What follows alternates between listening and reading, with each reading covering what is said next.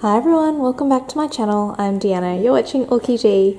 We're inside my house where there's not very many orchids remaining, and I tossed and turned about actually making a video of the phals because, well, they're not really very impressive this year, but I thought it would be a good opportunity to show you the orchids that are still inside and I guess maybe comparing them to how they went last year, because I've got a video of the phals that were arranged when we first moved to this house about this time last year, and the Phalaenopsis orchids just all looked phenomenal. I had multiple spikes, I had so many blooms, and all the blooms, like the quality of them were amazing.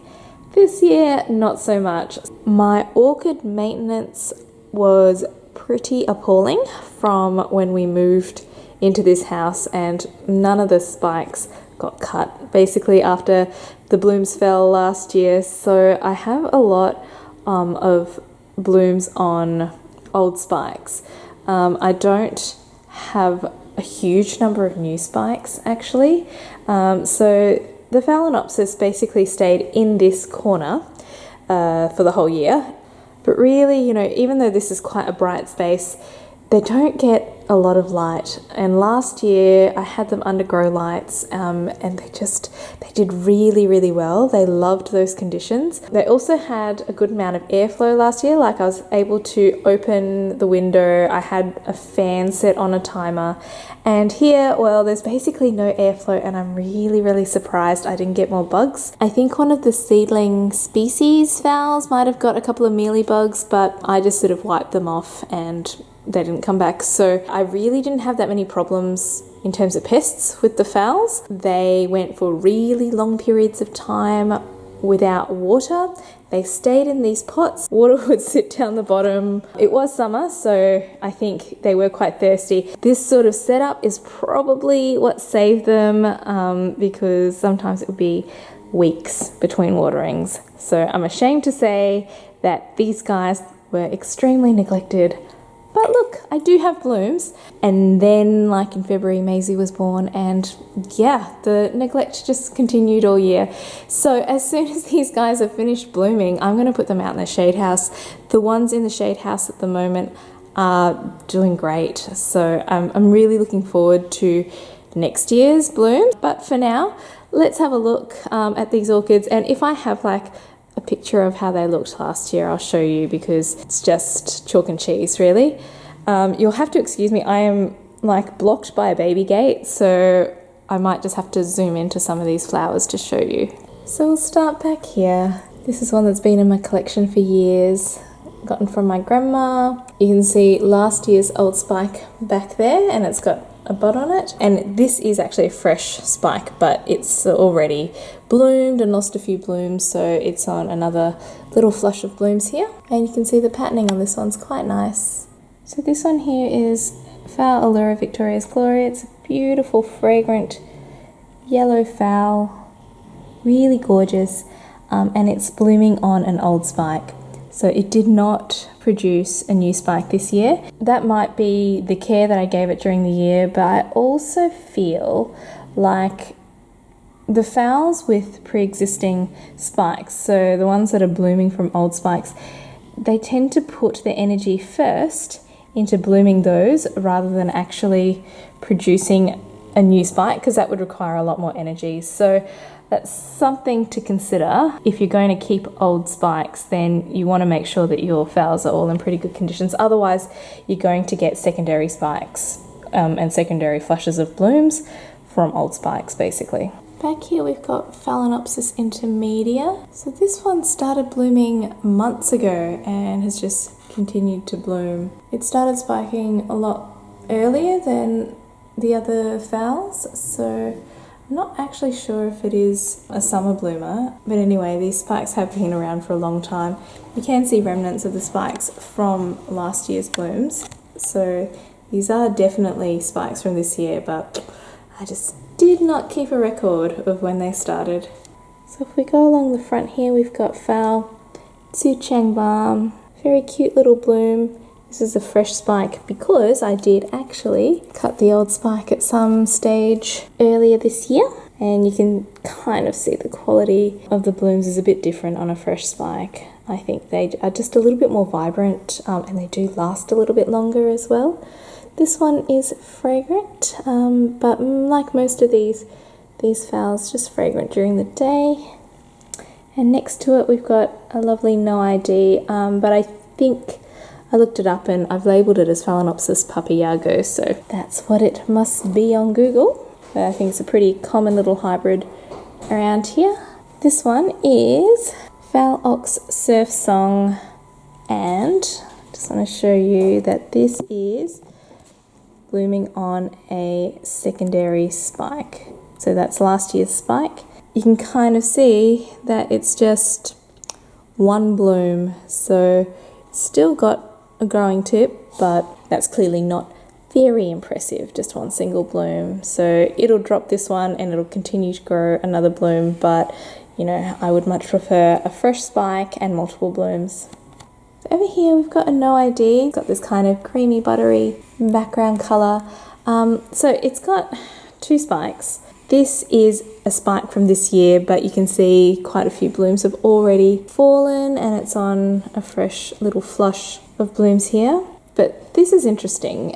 So this is last year's spike and you can see the end of it's browning up, and I thought it was dying off. So I was actually gonna cut it a few weeks ago, and I didn't because I thought I saw a little growing nub. So this is actually developing two secondary spikes. You can see one there, but you can also see another one developing over here and a bud forming at the end of that one there. It's trying its best, so it's bringing out blooms from the old spike, but it has actually developed this new spike as well, which is nice.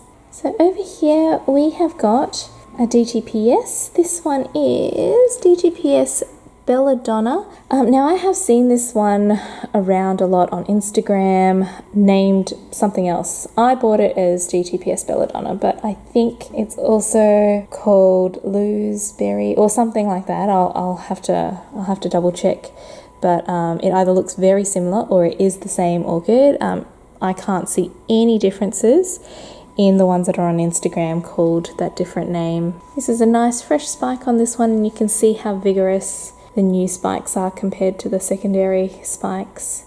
Now back here we've got a no ID little mini phal. I've named it Tropical Punch. It's got a really waxy sort of bloom to it, and it looks like it should be fragrant, but it's not. These are beautiful blooms. And next to it I've got this gorgeous one, Phal Profar Fragrant Lady. Does have a nice little daytime fragrance to it. We've got little anomalous bloom there. These are the normal flowers, and it's a very, very sweet little bloom. And the last one over here is a Phal Allura Vesuvius, also fragrant. You can see this is an old spike and it's actually blooming off the tip of the old spike, and it's produced a secondary spike here. And it looks very similar to that other no ID I've got back there actually, but different shape, but same like waxy flowers, and this one is definitely fragrant. And I have finished filming out here just in time because we have a little visitor. Hi Maisie, just woke up from a late nap, hey? And it looks like we'll have to finish the filming tomorrow. You want to say hello, Maisie? Well, it's a couple of days later, and I just wanted to show you these couple of phals. The truth is, I am going to move all these phals, whether they're in flower or not, very soon to the shade house, along with a lot of other plants. But I thought I'd show you this one's very, very pretty Phalaenopsis. It's one of these ones from M&S Orchids. Phal Ox Red Sesame. I mean, not the most impressive bloom spike, but really this is all the light it gets from here. So through summer, it gets all this morning light through here. It actually gets quite hot in this space. For the rest of the year, there's no real direct light through here. You know, I wasn't expecting any great blooms or anything from this area. And here is a beautiful, beautiful bloom from Phalaenopsis bastianii. You can see there's a little secondary branch on this one. Oh my god, I do absolutely love how wild these flower spikes are. Like, look at the crazy directions like it's going in. I guess if I had kept this in a brighter area, I reckon we would have a pretty nice show. It's very softly fragrant, but again, without much light. Like, they don't bring out their fragrance a lot. There's not a lot of airflow through this room, and to be honest, this was always going to be a temporary space. If you can see, it's a very sad looking corner now, but I did have a lot of my plants here, a lot of my, I guess, lower light plants. So yeah, as I mentioned, a lot of the plants that I think can go out into the shade house are going to go out into the shade house, and I just want to finalize where these plants live, to be honest. The phals that are in the shade house are doing really, really well. So once I move all the phals out, I will do an update on how they're going, especially through summer when it's obviously going to get a lot hotter and brighter. I guess we've been very lucky in terms of rain and stuff this year, so I haven't had to actually water myself since we've moved all the plants and done the reshuffling out in the shade house. It's been regularly raining, which is amazing compared to, I'm not sure if you guys remember, like a couple of years ago, it was such a hot, dry summer and we had all those bushfires. So it's looking to be a much nicer summer season. I think even some of the house plants I'm going to put outside. I mean, this is my beautiful variegated monstera. I'm really happy it's still alive because I paid a lot of money. It was just one leaf when I got it, and now it's a few leaves. And can you imagine if it actually got a bit of light and a bit of, well, TLC? The things that haven't fared well at all are my jewel orchids. My ludicias, the Ludicea discolors, they are still alive, and the Ludicea crosses are still alive. Most of them haven't made it. They just needed a lot of watering. They were in very, very small setups, so they dried out super quick, and I wasn't looking after them. So what else isn't in the shade house? Well, the Catasetums and the Fragmentariums. I'll quickly show them to you now while Maisie's having a nap. So also a very sad looking space at the moment, but I showed you the balcony when it had lots of plants. It's actually, you can probably hear the wind at the moment, but really good airflow. I put them up here because this balcony is outside my main bedroom, and I just thought I would water them more frequently. I don't. The plants out in the shade house are getting way more hydration because of the rain. If they're all in one place, all I have to do is turn on the misters if it doesn't rain for a while. I probably just need to change their setup a little bit because it does get quite hot out there, but then it does get quite hot out here as well.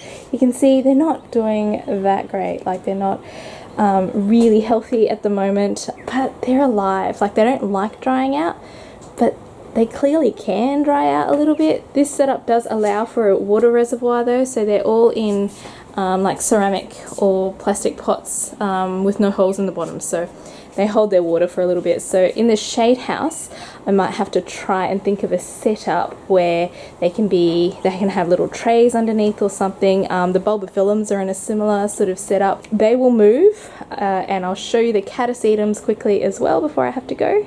So this wall back here was where I had quite a lot of plants hanging before we sorted out the shade house. Basically, it gets a lot of light in winter, but not a lot of light in summer. So it's not too bad, but it's obviously a little bit out of the way for us. It's located just outside our kitchen window. So, you know, it's not a bad little spot for displaying some plants and things like that. I may utilize it in the future. I may actually try and set up some flowering plants along here sometime, but you can probably guess that I have my hands full with other stuff at the moment. Anyway, the Catasetums out here are doing quite well. This is my Catasetum sinuum. Can you see what's happened to my beautiful flower spike?